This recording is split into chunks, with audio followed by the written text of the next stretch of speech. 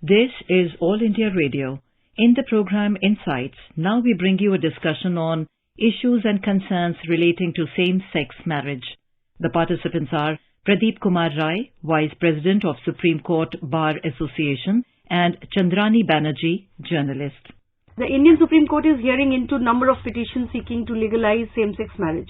We have here in the studios Supreme Court Bar Association Vice President Mr. Pradeep Rai. Welcome, sir. Welcome to the studio. Thank you, ma'am. So, what is actually the same-sex marriage and how it is in conflict with the concept of marriage? You see, ma'am, actually, when the institution of marriage was formed, at that point of time, in nowhere in the imagination someone can imagine that same-sex persons going to get married. So, marriage means male and female, and that's how this institution was formed, and then that's how the next generation comes in the place. So, that's why all the laws and all the practices were not at par with the same sex, and it was never an issue. Now, when the persons belonging to the same sex, they are going to marry each other, that is same-sex marriage. So, that is the issue. And many of the part of the society and sections of the society, they oppose this idea, because they feel that this is not natural. And the same happened in the UK, in the US and many other countries. And gradually those countries adopted this idea and they started making same-sex marriage legal. Now this India will be, I think, 36 if it happens. So there's a resolution also passed against this hearing and recognition of same-sex marriage and claiming the proceedings. Bar Council resolution also urged the top court to leave the issue for legislators. They said that this is a purview of legislators, so let them decide. Bar Council has made a resolution. Actually, in fact, Bar Council should not have made a resolution. If they wanted to participate in this kind of proceedings, they should have come in, they should have joined the litigation, they should have filed an IA, and they should have expressed themselves. But after arguments of Tushar Mehta, who is the SG, he has already argued this matter. This is not in purview of the judges, it is in the purview of the parliament. And let parliament decide this issue. So when he has already made a statement, then under no point, in my opinion, Bar Council of India should have made a statement, and then the study and data and other things that may not be available with them. Legislation should have decided this matter. If this issue is there, they should either accept it, reject it, they should have the discussions. Then there will be a clear view of the public in general that what the parliament wants. Today, in absence of the parliament's views, when this matter is prevalent for the last several years or maybe decades, then in this case, when Supreme Court is already hearing this matter, in between somebody is saying that no, this matter should not be heard by the Supreme Court, it is not proper. This is a kind of obstruction created before the Supreme Court. Supreme Court may also say that Parliament is supreme and they will decide. Supreme Court may also pass some appropriate orders, and if you find that Supreme Court is not dealing with this matter properly, there are so many other ways to say something. And best way is that you have further chance to get this matter to refer to larger benches. The Bar Council has also said that this kind of same-sex marriages, if they are allowed, it will lead to many disputes. What is your opinion on that? You see, traditionally, whatever these beliefs were there in regard to the marriage and in regard to the society, that view will be obviously in the conflict of such rights if it is granted, that will be there. But again, I believe that in the institution of marriage, if they are also part of it, that is a personal matter. It is not going to affect the society. It is going to affect only two individuals. So, it will be same. What happens between the two individuals, the same will happen to them. Because they are marrying, you see, prior to decriminalization of 377, you did not find a single couple who is coming open and saying that yes, we are couples. Only after removal of 377 and decriminalizing it, they started coming in open that yes, we are couple and we are staying together. So when they got one step, they wanted to see the second step. Second step is marriage. So, Bar Council also says, which I would really like to know from you, that the country's huge percentage of population opposed to the idea of same-sex marriages. Do they have some study? What is the basis of such a claim? So when you say that a large number of people, it means the majority. Right. They are reflecting the majority. They can't say 99%. Sometimes you just make a statement at 99 point so and so. You can't have that kind of poll. You can't have that kind of data. This is just like making a statement to convince others that majority is of this view. Right. Majority may be of that view. But majority's view cannot be the view of the constitution and law. Right. And that cannot come in the way of fundamental rights. Right. So, supposing the Supreme Court allows same-sex marriage or gives his decision in favor of the same-sex marriages, do you think that there is any way that the Parliament can overrule this or can overturn this? 100%. Sahabano case is the living example. Okay. So whenever Parliament finds that the entire country is opposed to it, they may again file something which may be referred to larger bench, or they may have the special session of the Parliament, they can reverse. So that option is always open for That option is always open. You see, in Keswanand Bharti case or basic structures case, that doesn't fall in this. And in this kind of cases, when the individuals, they are claiming that their fundamental rights are being violated, in such cases, in my opinion, if the court passes an order, if not relating to a particular individual, then Parliament has every right to do so. Right. So another question, that the Special Marriage Act, if like now we are hypothetically talking, that if court allows same-sex marriage, then do you think that there need to be a major change in Special Marriage Act, divorce laws, adoption laws, and there are very many laws which are related to the couple, the separation and all those things will also come into the picture, the divorce and everything. How will that be planned out? So it's simply, this is what I believe, and only what you have to say, that you have to make the laws gender neutral. The moment you replace it men and women from persons, there is no change required. The same law will be prevailing on everyone, where the persons are husband and wife, male and female, where the persons are wife and husband, only males or females.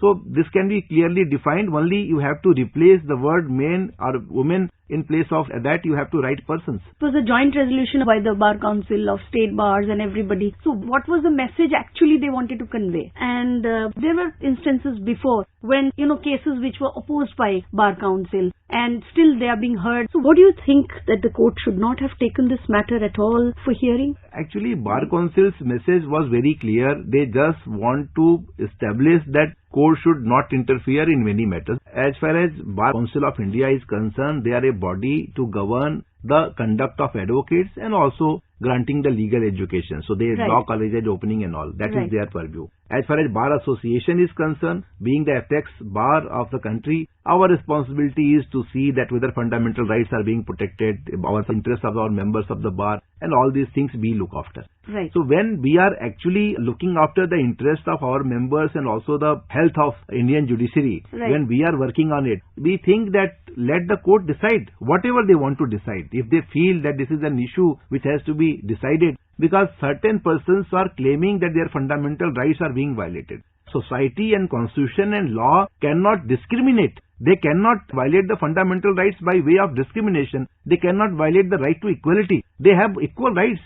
Here the case is such where a minority section, minority I am saying because even if you feel that they are 0.001%, even then they are complaining that their rights are being violated. Right. The person who belongs to minority, you can't finish them. So they belong to minority by behavior. They belong to minority by their orientation. Right. So if that party is being covered or that party is being taken care, their rights has to be protected. And Parliament can take any point of time lead. Even suppose tomorrow when this matter is going to commence, the SG or any other representative of the Union of India, if they come and say that Parliament is going to consider this issue in the next session, please don't hear this matter, adjourn this. It will be adjourned because court cannot consider an issue if Parliament is considering that issue. When you don't consider this at all, then obviously if somebody is filing, let Supreme Court decide. They may dismiss it, they may pass an appropriate order because there are violations of fundamental rights. The other side says that laws are not gender neutral and our orientation is not covered in that law. Right. We suffered for so long prior to being decriminalized Section 377. Right. So in such situation, when Parliament is not coming with any legislation in regard to our sexual preferences, then you pass an appropriate order because then we can adopt persons, we can open bank accounts, we can stay in a house with the couple, we can have the home loan. Yeah. So only they want that part of being recognized. Again, if India does it, they will be in the list of those already 34, 35 countries which have already accepted it. So there's another thing that we in India, we consider family when a male, female got married and after the union they get kids. Yes. Here in this concept also people live together and they adopt child, and so isn't that a concept of family? What do you think about that? Will that be You see ma'am, there was a time when widow remarriage was an abuse. Right. Ishwarchand Vidyasagar, when he started for this widow remarriage, it was very difficult. Even Rajaram Mohan Rai, when he started these reforms against this sati and all, it was not an easy proposition. So any point of time when a person who comes for the social reform, he is ahead of his time. Nobody wants that there should be something new, and at least air should be cleared. If it is not acceptable at all, it should not be acceptable. So gradually when society gets maturity and it becomes mature, then the torchbearer's role is recognized. But today we are praising Ishwarchand Vidyasagar, Rajaram Mohan Rai, but at those days, wherever they used to go, people used to boycott them. So that kind of situation was there. So I am not saying what is good, what is bad, but every individual has the right to select their good and their bad. This is what my opinion is. So basically, this kind of all the debates are going on with the objections and oppositions. So you think that is also part of growing up? Society is maturing and discussing it, which is also good. You think that is creating awareness? You see, ma'am, younger generation, they are getting matured faster. We belong to the older generation. It's very difficult for us to accept, which is unusual, because this chapter is also taught in abnormal psychology. In psychology, we never teach this as a normal psychology. Right. Whenever you read about abnormal psychology, then you read this kind of behavior and then the dressing sense and so many other behavior. That is part of that. But many things which was part of abnormal psychology is now the normal behavior. So behavioral science and the normal psychology is replacing abnormal psychology. Right. In many aspects. In my opinion, many persons who belong to this kind of orientation, they may not be able to communicate, because there was a point when people, they never imagined that their own kids may belong to this category. Right. And even it was difficult for them to get a job. Yeah. Because those days it was criminalized. You fall under C-77. So after decriminalization, only people started admitting it. So gradually everything will be alright. After decriminalization of C-77, what new happened? Does fundamental rights of anyone else was violated? But if it happens, obviously you can't stop it, and you can't object, or you can't create impediment in the ways of the other persons. So they should have the equal rights. So you think social media has also kind of contributed to the change, or this kind of debates, or it has a role in the whole issue? You see, now everything has been globalized, and majority of the views are being prevailed under the constitutionalism. So when entire world has their constitution, and that constitution is for the welfare of public in general, and when you feel that such behavior, such laws has to be governed in uniformity, right, then obviously you have to consider and think that what other countries say so. Like our fundamental rights doesn't belong to us. It was originally US. It was their part of fundamental right which was borrowed by us. We got directive principles from the Ireland. So many laws we adopted. Parliamentary system, we got it from the UK. And there was a time when our laws were the best. We were the oldest democracy. Even in 1600 BC, we had this Mahajanpat Kal when many democracies were there. There were so many families, so many kingdoms where women used to be the head of the family. That system disappeared. Gradually again you can see the Meghalaya Khasi community where women are people and they are the head of the family, and the entire family is recognized by the name of the wife. Right. They are the head of the family. Right. So the purpose of referring this is that when you are adopting so many things from abroad, from dressing to makeup to travel to your constitution, right, and to so many other practices, social media is also important. When they are very important and they are raising all kind of issues where any kind of person, sometimes with the hidden identity, sometimes sitting somewhere in a country which doesn't fall in Indian jurisdiction, from there they are sending messages. So all the opinions we have, all the materials we have, sometimes this is an opinion which is directed opinion. Right. This is also there. Social media doesn't mean that they are coming with the truth. Right. It may be directed opinion. Right. So even if it is a directed opinion, we have to consider everything together, and in totality when we consider, then only we can arrive on a proper judgment or a proper decision. With that, I would like to thank you for this brilliant session where, I think our listeners must have got many answers out of this brainstorming. Thank you so much for joining All India Radio. Thank you. Thank you so much. You were listening to a discussion on issues and concerns relating to same-sex marriage. The participants were Pradeep Kumar Rai, Vice President of Supreme Court Bar Association, and Chandrani Banerjee, journalist. This program was produced and presented by the News Services Division of All India Radio. You can listen to it on our mobile app, News on AIR. This program is also available on our YouTube channel, News on AIR Official.